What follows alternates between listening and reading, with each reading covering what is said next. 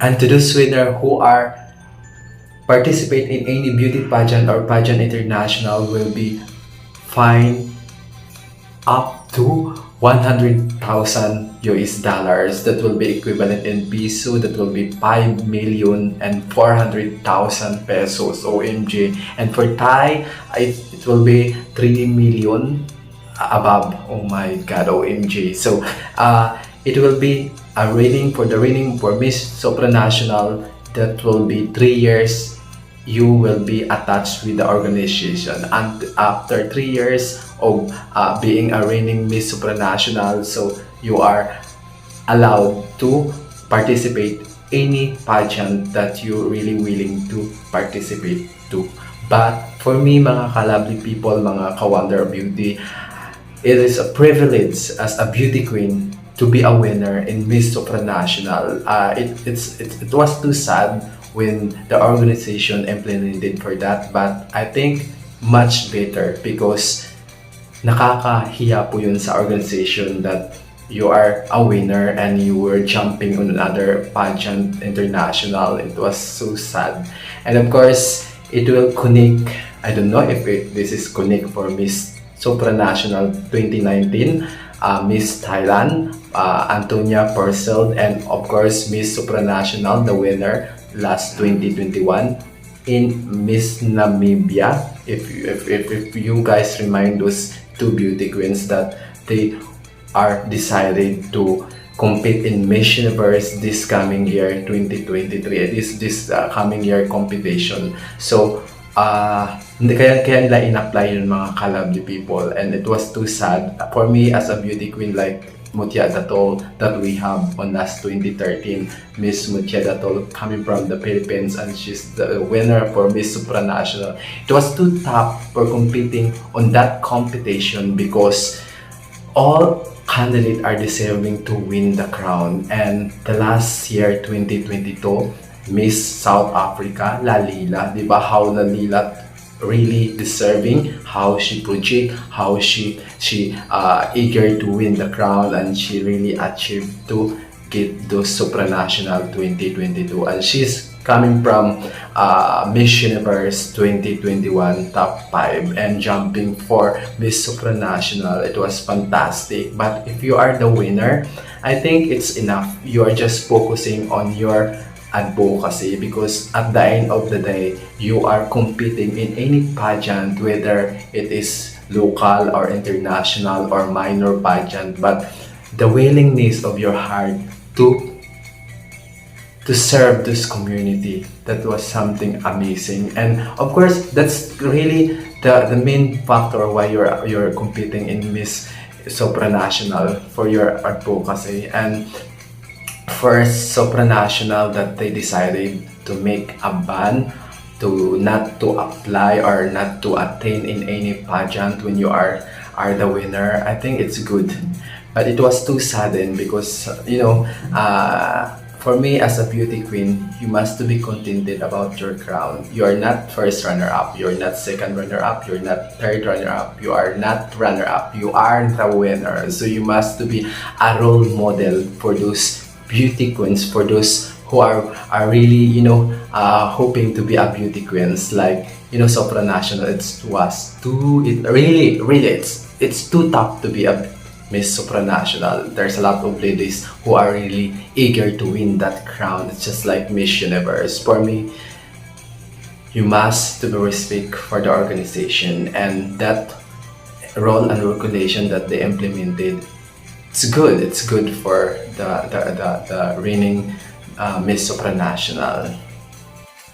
Hi guys, welcome back to my YouTube channel again. It's me, Jong Blanza. So those people who are still not yet subscribed my channel, just click subscribe, and don't forget to click the notification bell para always updated ka sa aking mga ganap. For today's video mga kabesh, so pag-uusap, we're talking about Miss Supranational, because Miss Supranational right now, it's really more on social media topics, and this is about the role and regulation that they have, the new role and regulation that they have, that there is a contract signing between the winner and the first runner-up. So instead of, if you are the candidate who are competing in Miss Supranational,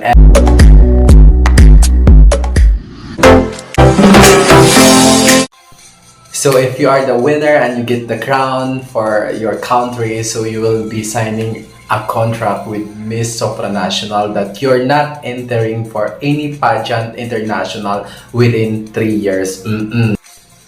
So mga kalabli people, this topic is very interesting because this is the first time it happened in pageantry world, diba? In pageantry universe, supranational, so international. It really the first ever happened that the supranational have decided to get a chance. Have a contract with the reigning queen, like for example this coming 2023 to those girl who win the crown. So there is an contract between the winner and of course the supranational organization that you are not allowed to enter any beauty pageant international. It was unexpected happen, but I think the Miss Thailand 2029 Antonia Porcel is decided to compete in Miss Universe Thailand 2023, but there is a contract bridge between the winner and of course the Miss Supranational organization that you are not allowed within 3 years. And it was too sad. I really love Miss Antonia Porcel because the way she answered the question on last 2019 in Supranational that was held in Poland was perfect, amazing. She's so pretty, she's so elegant, she's really a beauty queen figure, not only the appearance, not only the catwalk, the presence of Miss Antonia Porcel, but she's really fitted as a beauty queen. Thai people are really love Miss Antonia Porcel, not because she's, of course she's a winner of Miss Supranational 2019, and it's really an honor to Thailand to win those very prestigious competition, and we are lucky enough that we are also got one crown on last 2013, if I'm not mistaken. Just comment down below that Miss Supranational is Philippines last 2013, and it's a joy of honor in each country to get that crown Miss Supranational, because it was not only the crown, it was not only the crown, but of course the advocacy that you're fighting for. In every pageant international has their own advocacy that they must to be applied, and I know that Miss Supranational have those kind of poses for being help to those community, and the advocacy is the first priority. Like Miss World, Miss Earth is helping those environment, Mother Earth, and of course Miss Universe, supporting those people who are in need, and of course helping those country that really need for a help. And I love the most about Supranational is they're really strict about the queen who are the winner. And it's some people in social media like me, I saw in those commenter in social media about Miss Supranational that it's the problem between Miss Supranational Thailand 2019 is just, I think there's a reason behind that why they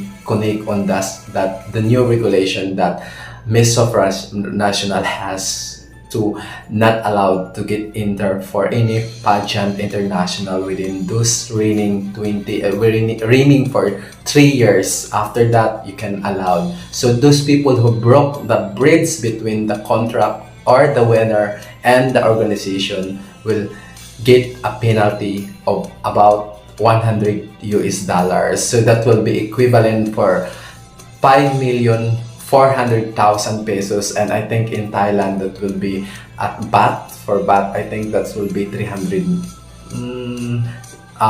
million something, 3,400,000 something like that. So it was too sad then for those candidates who eagerness to jump into international pageant like Miss Universe. They really wanted to beat the crown, but for me it was too unfair of Miss Supranational organization, because you possess on that position it was hard to get or to win that crown Miss Supranational, and for the organization saying you to jump into another pageant international, it was sad for the organization. So you cannot deny that Miss Supranational decided to have the contract for the winner until 3 years to connect with those organizations, because for me it's unfair for Miss Supranational that looking forward about those winner, and they get that lady because she deserving to win the crown, and after a year they can see you looking forward for a new pageant international. It was just embarrassing with them. That's what my own my own opinion, so don't bash with me.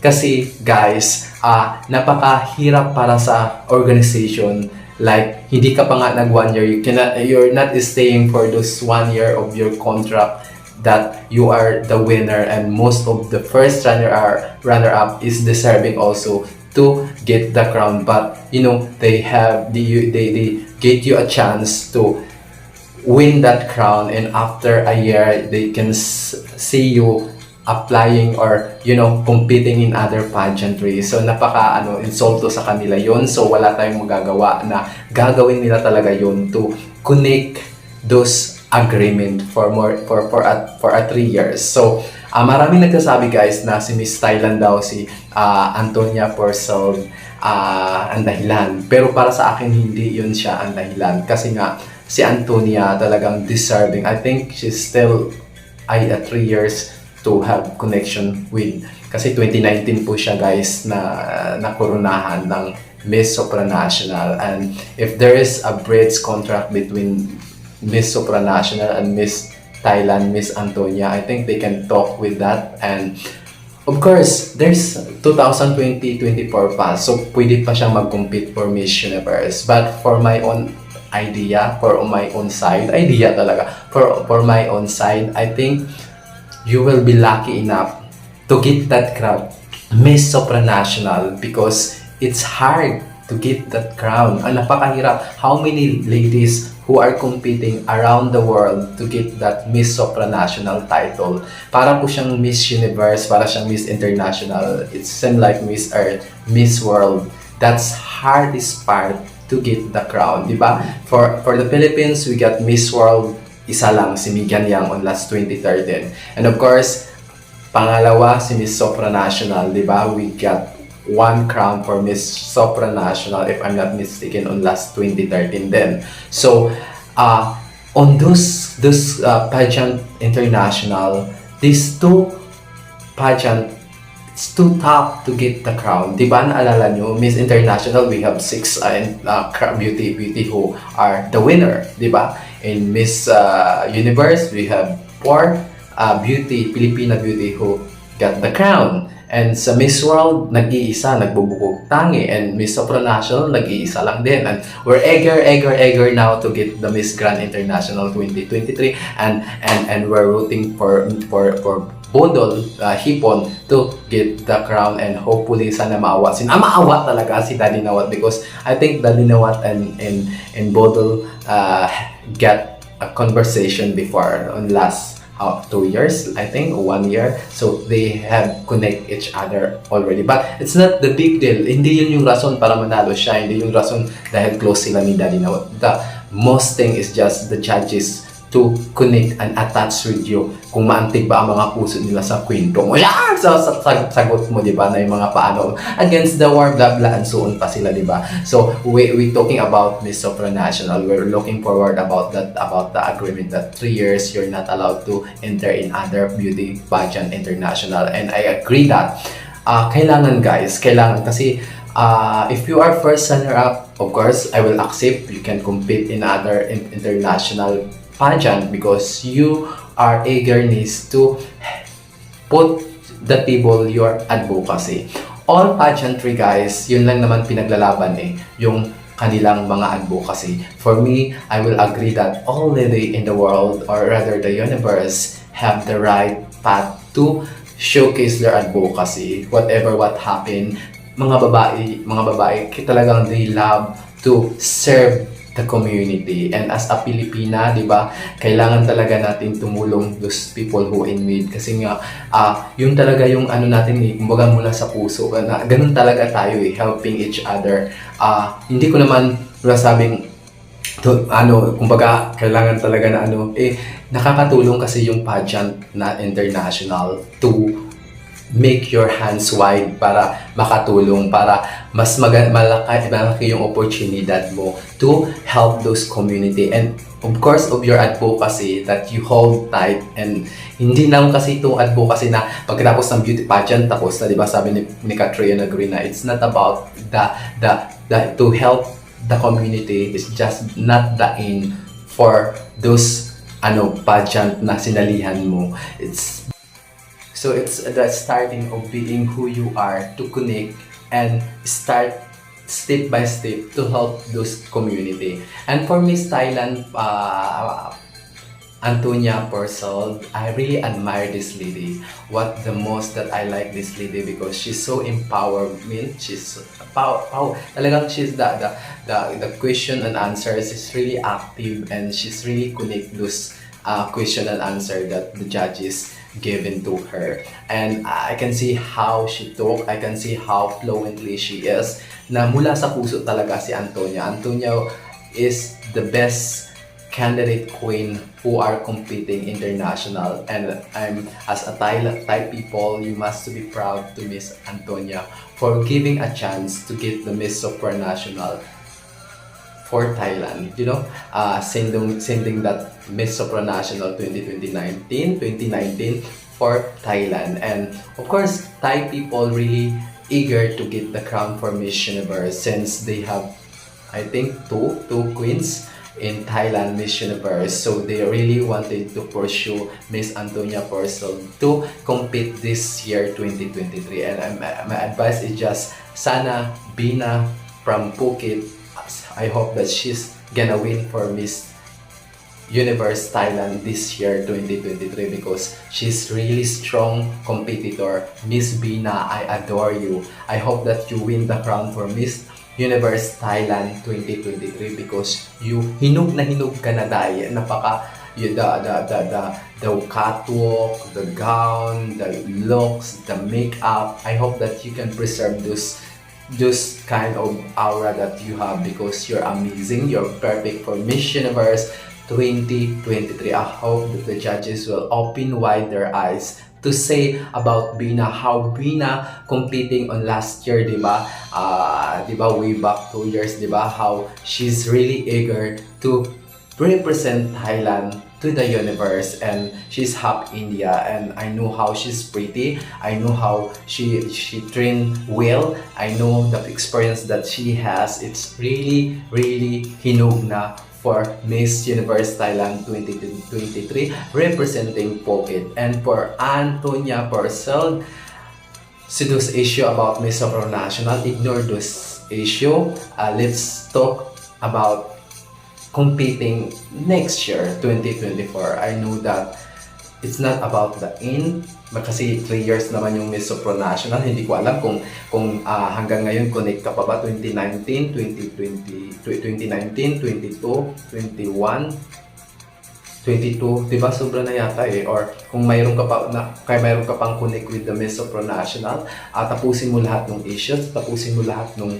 mga role and responsibilities mo in Supranational, and looking forward for 2024 for the Miss Universe Thailand competing. I know you're gonna win, because you are perfect for Miss Universe. And it was too sudden, yeah. I agree na kung nakakuha ka na ng crown for any pageant international, like Miss World, Miss International, Miss Supranational, Miss Universe, Miss Charm, Miss Ecotourism, so Miss Tourism, if you are the winner, I think enough for holding that crown, because it's proud to your country, and it's crown that no one can get it for you kasi nga ikaw yung winner, you're not a first runner up.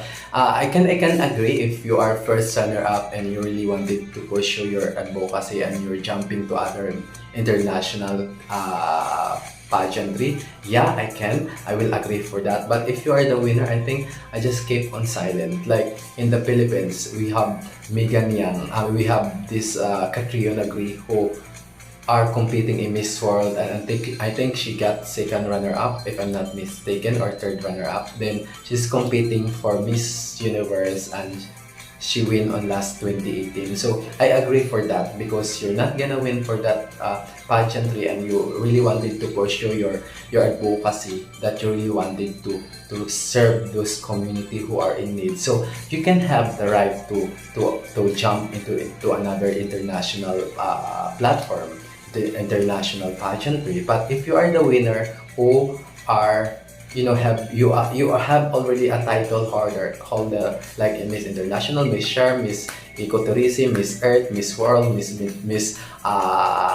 Universe. So I think it's enough that you will hold that crown to yourself and make it up your chin and proud to the whole world that you are the Miss Supranational, that you are Miss Charm International, that you are Miss Planet International, that you are Miss Grand International, di ba? Tama na yun siguro. Pero pag first runner-up ka, I suggest that if you really wanted to pursue it, kasi nga, di ba, pag first runner-up, kailangan talaga maging panalo ka, makuha mo yung crown to have the strong, wide, mahaba yung kamay mo, best, mahaba yung kamay mo to help this community, and you have a power to represent your advocacy and to make in the table your platform. What is your platform? What is your advocacy? How you can help the community? What is the thing that you can help to the organization like Miss Universe, like Supranational? So we don't have the right to judge Miss Supranational. I think it's right that there is a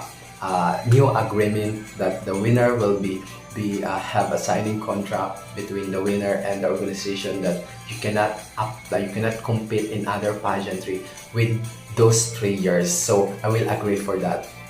Give applause to the Supranational because it's unique, it's different. I know that another pageant international will apply for maybe, but Miss Universe, I think they will not apply for that because Miss Universe in the top, and people and all beauty queen really wanted to eager to get the crown for Miss Universe. And for Miss International also, Miss Earth, Miss Supranational, I think Miss Supranational just like parang nasaktan lang siguro sila na nakikita nila yung queens nila to compete in other pageant international. Because for me, it's just like, parang inapakan mo yung organization kung mag-apply ka pa sa iba. If you are first runner-up, I will agree. You can apply, you can enter, you can compete in international pageant. But if you are the winner, I think enough.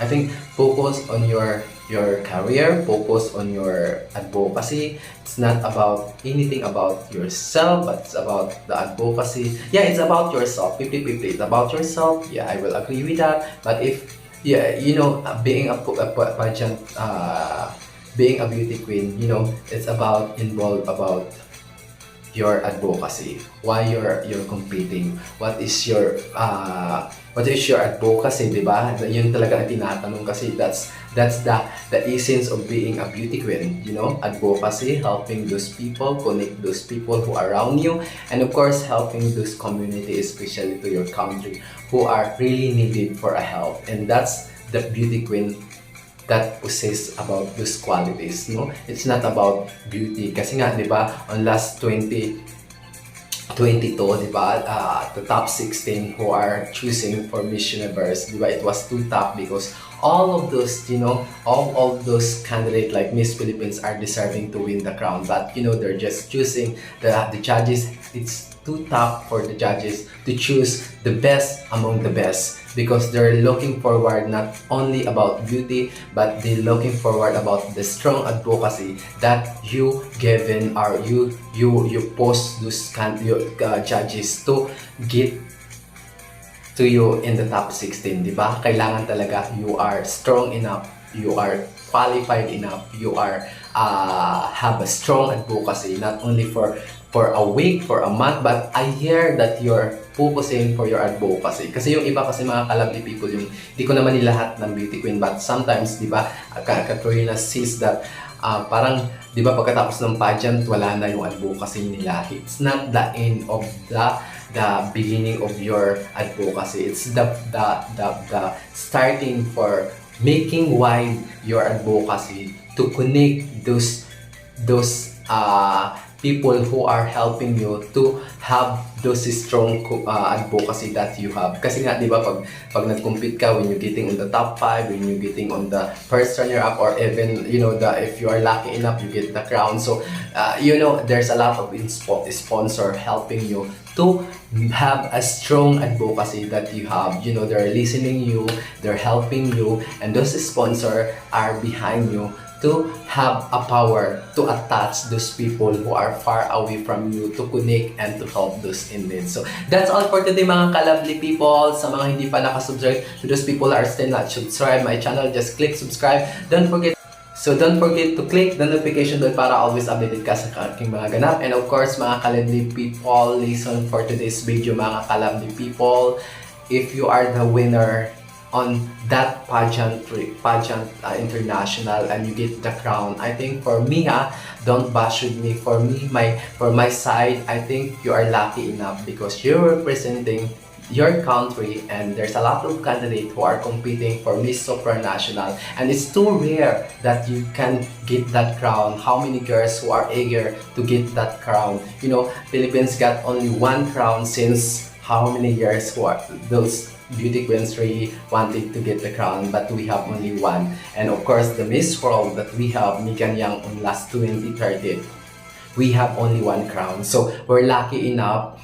And this winner who are deciding to jump into another pageant, I think it's napaka-insult to doon yun sa organization na nag-crown sa'yo, being those candidates, diba, who are qualified enough to win the crown. So that's all for today mga kalabli people. Lesson for today, be contented about what you have and just enjoy your about your side, you know, to have whatever what you have, diba, be contented. And of course, Miss Supranational organization, we cannot deny, we cannot say bashing about Miss Supranational, why they do that, because they just preserve about their organization. That's all for today mga kalabli people. Just subscribe.